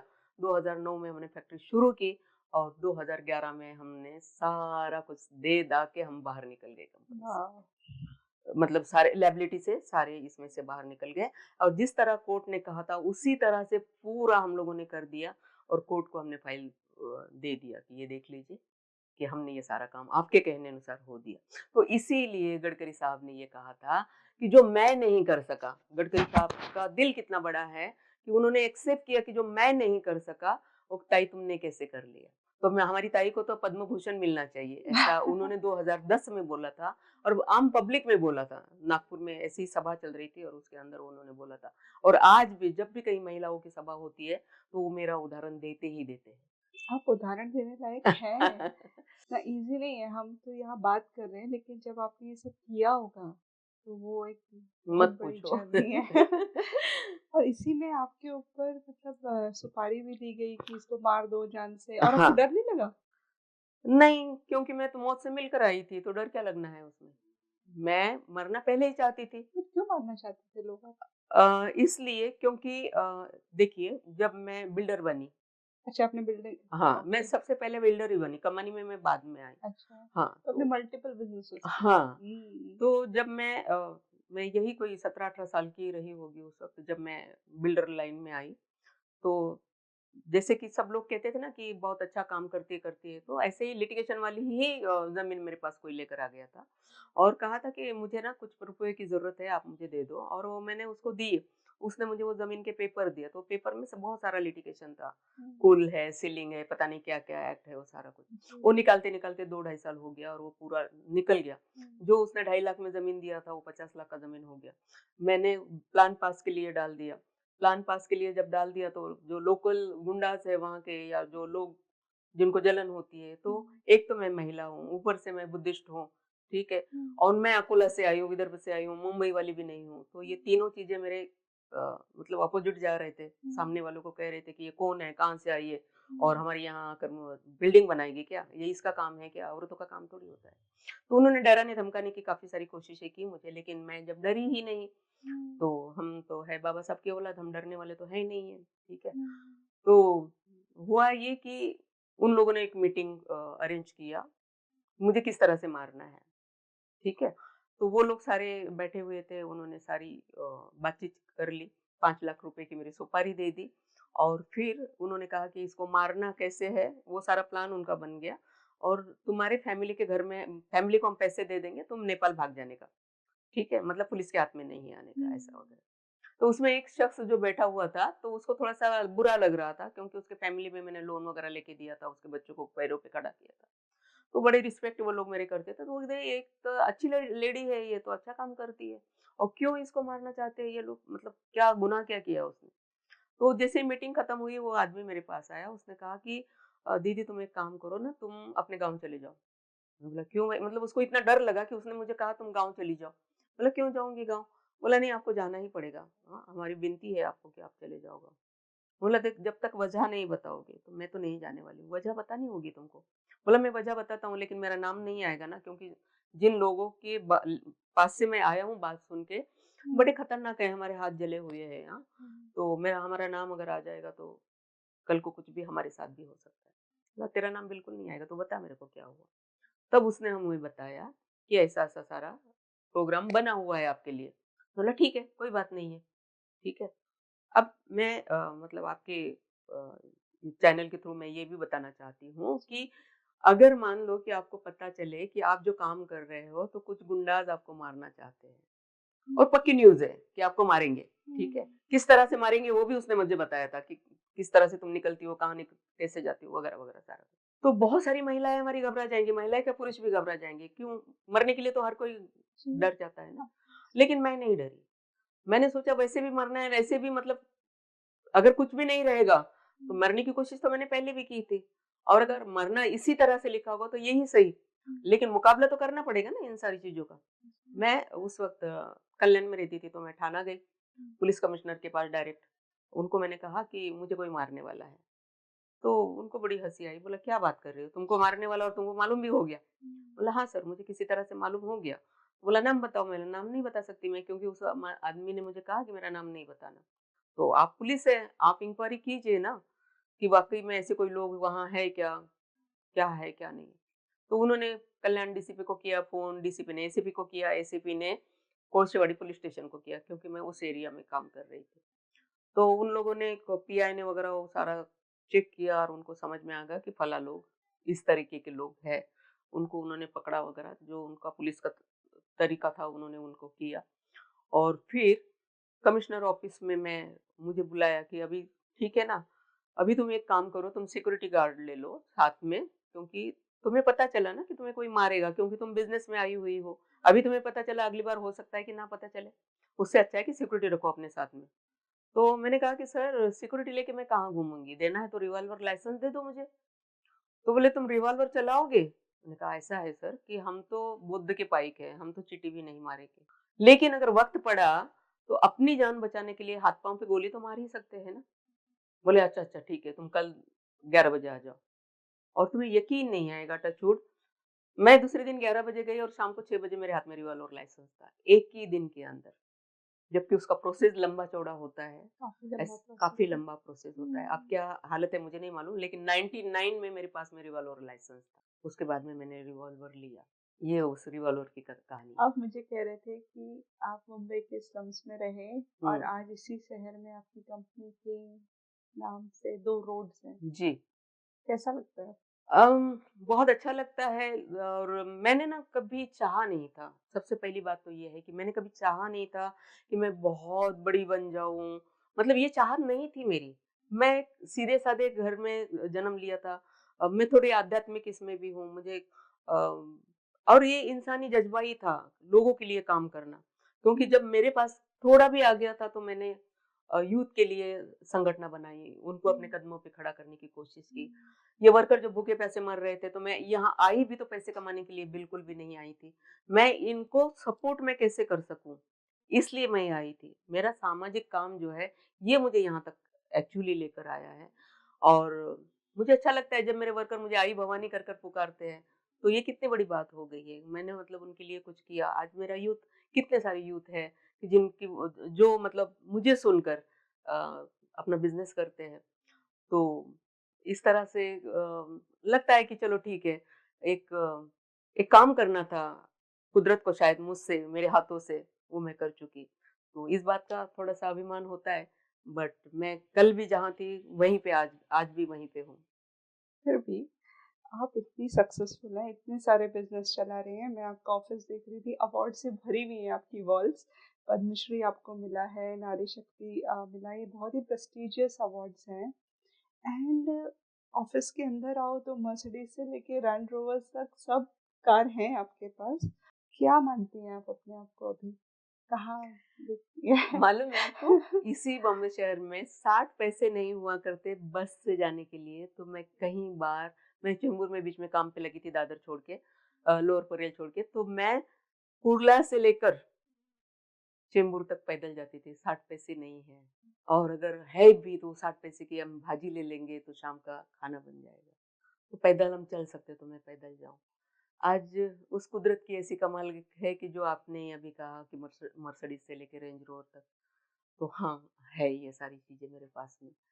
तो लेकिन कल्पना वही है। कल्पना वही है, जहाँ थी वहीं है और वहीं रहेगी। ऐसे बहुत कम लोग होते हैं, चीज़ें मिलने के बाद लोग उसमें खो जाते हैं।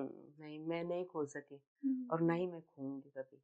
मैं आज भी वो चाल में रहने वाली ही अपने आप को कल्पना समझती हूँ, बस वैसे ही गाँव से निकली, गाँव में। मैं आज भी अपने गाँव में जाती हूँ, तो हर घर में जाती हूँ, काली चाय पीती हूँ, उनके पास साथ गोनी पे बैठती हूँ। मतलब सब अच्छा लगता है मुझे, जी, क्योंकि हम उन उ हमारी जड़ें वहीं से निकली है, तो जड़ों को नहीं भूलना चाहिए इंसान ने। ये सारी चीज़ें तो आनी-जानी है। सही बात है।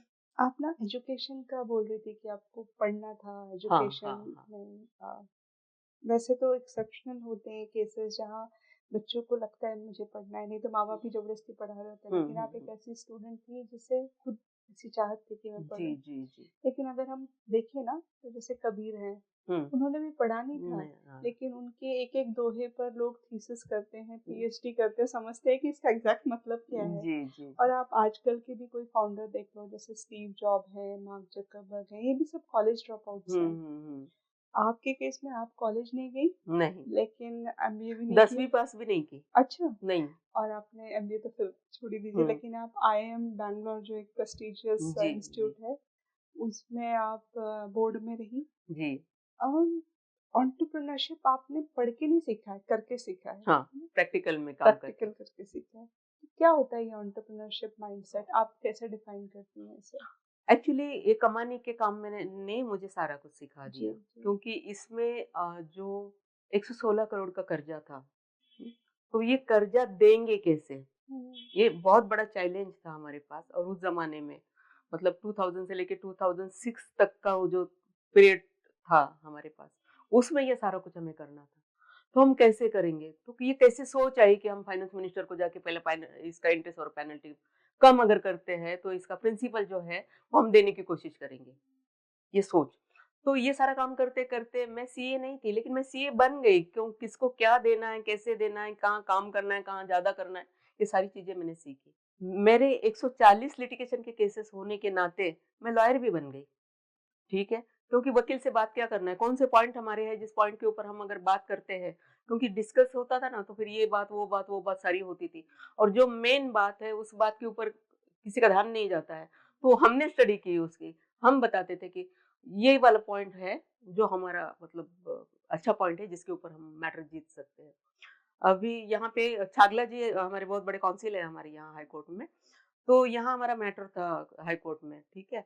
और फिर हमारे यहाँ के सारे मेरे होम लॉयर वगैरह सारे गए वहाँ पर, डायरेक्टर वगैरह, मैटर उनको समझाया, ये है, वो है, वो है।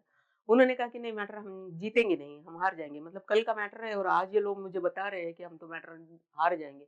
कैसे हार जाएँगे? बोला नहीं, उन्होंने कहा कि उनके ये ऐसे-ऐसे ये है, ऑब्जेक्शन है, और हम लोग उसका कोई आंसर दे नहीं पा रहे। कैसे नहीं दे पा रहे?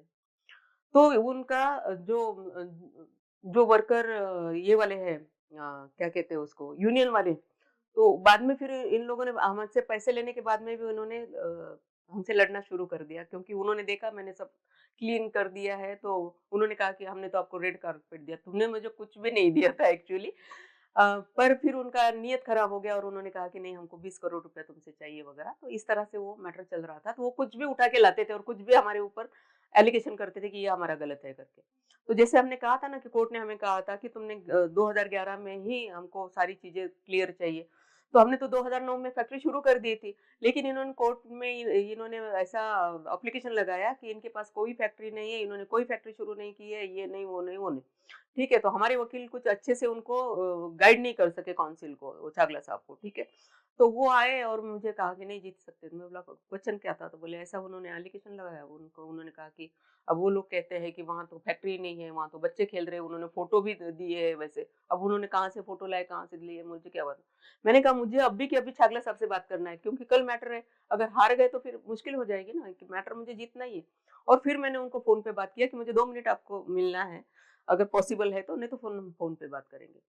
तो बोला ठीक है मैडम, आ जाओ। मैंने बताया कि देखिए, उन्होंने जो फ़ोटो दिए हैं, किसी मैदान के, किसी बच्चों को खेलने के लिए दिए ना फ़ोटो, तो ये मैदान हमारा है ही नहीं, ये बच्चे कहाँ खेल रहे हैं हमें पता नहीं। इन्होंने झूठे फ़ोटो लाए, झूठे दिखाए, एक झूठे आदमी को हम लोग सपोर्ट कर रहे हैं, इसका ये मतलब हुआ। सच्चाई ये है कि मेरी फैक्ट्री लगी हुई है, वहाँ पे वर्कर है, वहाँ पे मशीनें हैं, वहाँ काम हो रहा है, हर चीज़ वहाँ हो रही। अब इसको सबूत कैसे करें, क्योंकि वो वाडा में थी फैक्ट्री, वहाँ जाएगा कौन? मैं बोला आपने बोलो ना कोर्ट रिसीवर दे हमको। कोर्ट रिसीवर नियुक्त करे, वो जाके फैक्ट्री देखे वहाँ है या नहीं वो डिसाइड करे, उसके बाद में मैटर जीते। उन्होंने वही किया, रिसीवर गया और वो केस हम लोग जीत गए। बातें छोटी-छोटी होती है लेकिन अगर उसके ऊपर ध्यान ना दें तो हम लोग केस हार सकते हैं। तो इस तरह से हमने कोर्ट के session court, high court single bench, high court double bench, Bombay, Bangalore high court और फिर सुप्रीम कोर्ट, ये सारी की सारी केसेस हमने की। जी।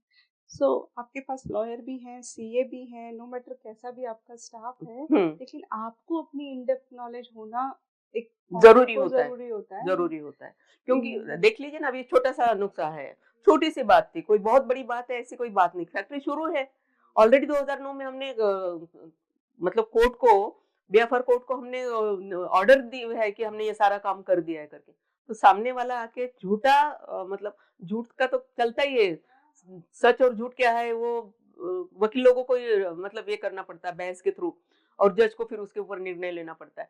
तो जो उनके वकील थे, उनके भी बड़े-बड़े काउंसिल थे, तो उन्होंने झूठे पेपर रेडी किए और कहा कि इन्होंने तो फैक्ट्री शुरू की ही नहीं। ये तो झूठ बोल रहे हैं, ये तो झूठे लोग हैं। मतलब इस तरह के एलिगेशन हम लोगों को लगा है। तो हमने उसको प्रूव करके दिखाया कि देखो क्या है, तुम्हारा कोर्ट रिसीवर भेजो ना वहाँ पर। वो बताएगा है या नहीं है वहाँ पर। जी, तो अगर मतलब मैं ये नहीं होती नॉलेजेबल नहीं होते। नहीं होती और हमारे वकील अब उनको क्या करना है? उनका ही तो जॉब है। उनका तो जॉब है, उन्होंने जितना करना था, बताना था, वो बता दिया। तो इसलिए हर चीज़ में उसके गहराई तक जाके वो क्या चीज़ है, कहाँ पे नुकसान हो रहा है, कहाँ पे फ़ायदा हो रहा है, ये देखना बहुत ज़रूरी हो जाता है अगर तुम किसी चीज़ में जा रहे हो तो। हुँ, और एक चीज़ है कि बिज़नेस करना मतलब जनरली लोगों हुँ, का हुँ। दिमाग ऐसे है कि प्रॉफ़िट के पीछे हुँ, भागना हुँ। या कैपिटलिस्ट माइंडसेट होना हुँ, या वैसी सोच रखना। हुँ। आपके लिए क्या है बिज़नेस? एक्चुअली बिज़नेस मेरे लिए सबसे पहला तो मैंने सिक यूनिट लिया था। मेरे पास लायबिलिटी के सिवा और कुछ भी नहीं था। मैंने सबसे पहला ये सोचा कि मैं पहले लायबिलिटी दूर करूँ। क्योंकि लायबिलिटी मुझे चाहिए नहीं, जबकि मेरे सारे जो डायरेक्टर थे ये कह रहे थे कि हम एन्जॉय करेंगे इन द सेंस हम लोग फैक्ट्री अच्छे से चलाएँगे, हम ये काम करेंगे, वो काम करेंगे, हम पैसे ही पहले क्यों देंगे? और फिर उन्होंने हमें टाइम दिया हुआ है, ठीक है? कोर्ट की ऑर्डर ये तो मैंने ज़बान दी थी उनको कि मैं 1 साल में तुमको पैसा रिटर्न करूँगी करके, लेकिन कोर्ट ने हमें 7 साल दिए थे बैंकों के पैसे देने के लिए और वो भी हफ्तों से देने के लिए, तब भी मैंने उनको 1 साल में दिए। और वो उसका फ़ायदा मुझे ये हुआ कि 1 साल में मैंने अपनी ज़बान, अपना वादा पूरा करने से प्रिंसिपल से भी 25% बैंकों ने मुझे माफ़ कर दिया। तो ये होती है सच्चाई और ईमानदारी की ताकत, जी, ठीक है? वही बिज़नेस और वही बिज़नेस है, क्योंकि बिज़नेस में सच्चाई और ईमानदारी का होना बहुत ज़रूरी है। जहाँ तुम बेईमानी करने लगते हो ना, 4 दिन तुमको अच्छे लगते हैं, बेईमानी के 4 दिन आ भी जाएँगे, लेकिन एक दिन ऐसा आएगा ना कि सब कुछ खत्म हो जाएगा। तो मुझे वो नहीं चाहिए। हम थोड़ा ही पैसा कमाएँगे लेकिन बहुत अच्छे से, समझदारी से ऐसे भी नहीं बहुत सारे लोग ऐसे होते हैं कि अरे हाँ, वो बिज़नेस में डालो, वहाँ करोड़ों रुपए का फ़ायदा है, ये करो, वहाँ 200 करोड़ का फ़ायदा है। मैं उन सारी चीज़ों में नहीं जाती। मैं उनके ऊपर पहले स्टडी करती हूँ कि ये 200 करोड़, 400 करोड़ बोलने से, लालच आने से कोई मतलब नहीं है। हुँ, आराम से चलो, जो जो हम कर सकते हैं, जिस तरह से हम कर सकते हैं, क्या उसके नेगेटिव पॉइंट है, क्या उसके पॉजिटिव पॉइंट है, वो पहला स्टडी कर लो, ठीक है? अगर पॉजिटिव को तो सारे ही देख लेते हैं, नेगेटिव क्या पॉइंट है उसके ऊपर स्टडी करो। तो उसमें से तुम निकल सकते हो कितना बाहर वो पहला देखो। अगर नहीं निकल सकते हो तो ज़बरदस्ती उसमें घुसने की क्या ज़रूरत है लालच के मारे? कि हाँ, नहीं, नहीं वहाँ तो 200 करोड़ मिलने वाले हैं तो चलो वहाँ पर चले।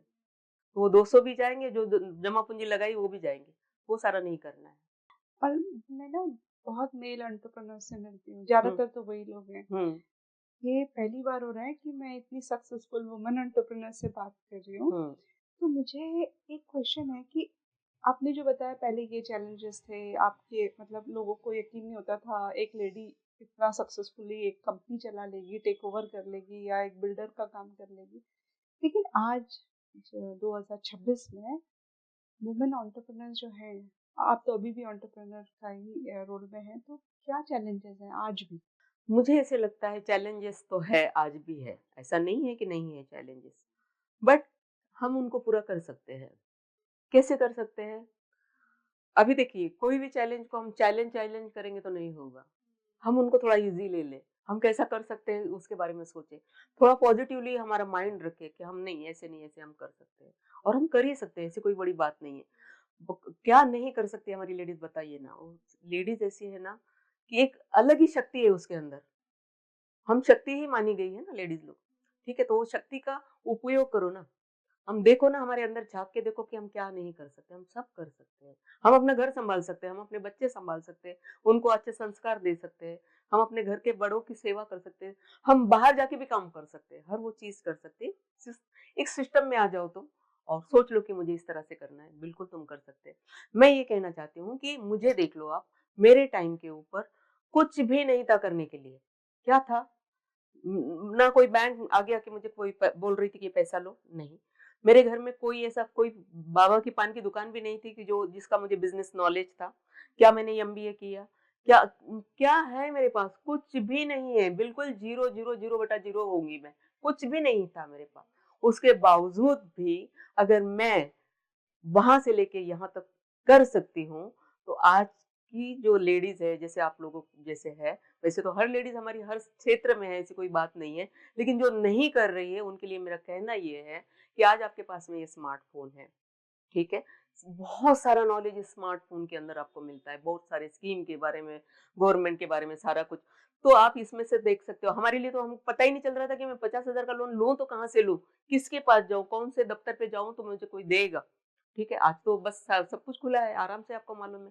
फिर आपको सपोर्ट है अपने घर का, फैमिली का सपोर्ट है, हमारे पास तो फैमिली का सपोर्ट भी नहीं था, ठीक है? आपको समाज भी कोई कुछ नहीं बोलता, हमारे टाइम पे तो हाँ, कहाँ जा रही है? ऐसे, ये भी था। आज तो समाज भी तुम्हें कुछ नहीं बोल रहा है। फिर घर का सपोर्ट हो गया, समाज का सपोर्ट हो गया, तुम्हें गवर्नमेंट भी सपोर्ट कर रही है। गवर्नमेंट के इतने सारे स्कीम है, हमारे टाइम पे जो स्कीम थे वो 5,000 से 5 लाख तक का लोन था। इससे ज़्यादा का लोन नहीं था। आज करोड्स ऑफ रुपीज़ आप ले सकते हो लोन। हुँ? जिस तरह से भी आपकी स्कीम होगी, जिस तरह से भी आपका प्रपोज़ल होगा, उस तरह से आप गवर्नमेंट के पास जाओ, उसमें आपको सब्सिडी है, ये है, वो है, ढेर सारा है। अब बहुत सारी लेडीज़ है, अरे नहीं वो मिलता नहीं लोन, ये नहीं, वो नहीं। अरे तो तुम डॉक्यूमेंटेशन जो भी होगा, माना कि डॉक्यूमेंटेशन का भी बहुत सारा माँगती है बैंक, लेकिन कुछ करो ना, करोगे तो होगा, नहीं तो नहीं होगा। ठीक है? तो मेरा कहना ऐसा है कि करने से होता है। करना चाहिए। हाँ, आप आगे आओ, सोचो, अपने आप पे विश्वास रखो कि मैं कर सकती हूँ, तो ज़रूर तुम करोगी। आपकी जैसे स्ट्रॉन्ग इंडिपेंडेंट जो औरतें हैं, आज समाज उन्हें खुले दिमाग और दिल से एक्सेप्ट करता है? किसको? कौन?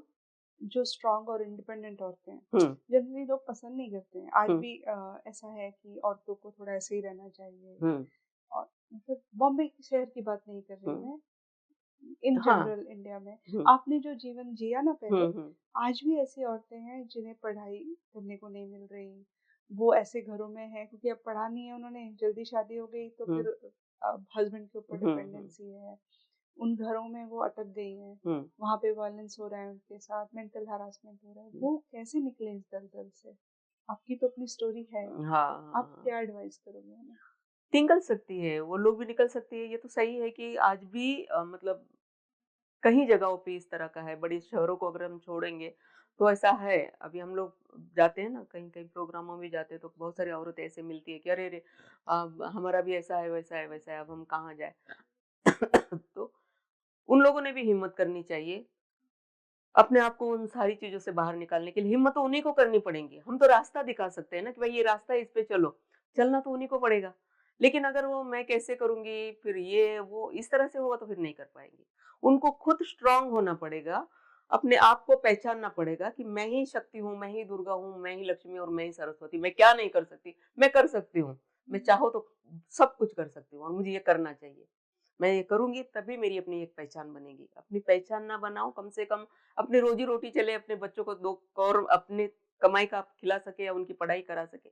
इसके लिए भी बहुत सारी औरतें ऐसी हैं ना कि उनके पास वो भी एक सहारा नहीं है कि वो क्या करें।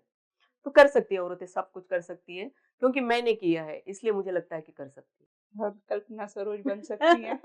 बिल्कुल, बिल्कुल, क्यों नहीं? जी, बहुत अच्छा लगा आपसे बात करके। मतलब ऐसा लग रहा था कि वो होता है ना, वाइब होती है। हाँ, हाँ। आप जब आए इस रूम में एंटर किए तभी वो पॉजिटिव वाइब महसूस होने लगती है। और जब मैं आपसे पूछ रही थी तो वो पूरी जीवन यात्रा दिखने लगती है कि कैसे हाँ। आपने स्ट्रगल किया और कैसे आप यहाँ तक पहुँची। बहुत अच्छा लगा कल्पना जी। Thank you.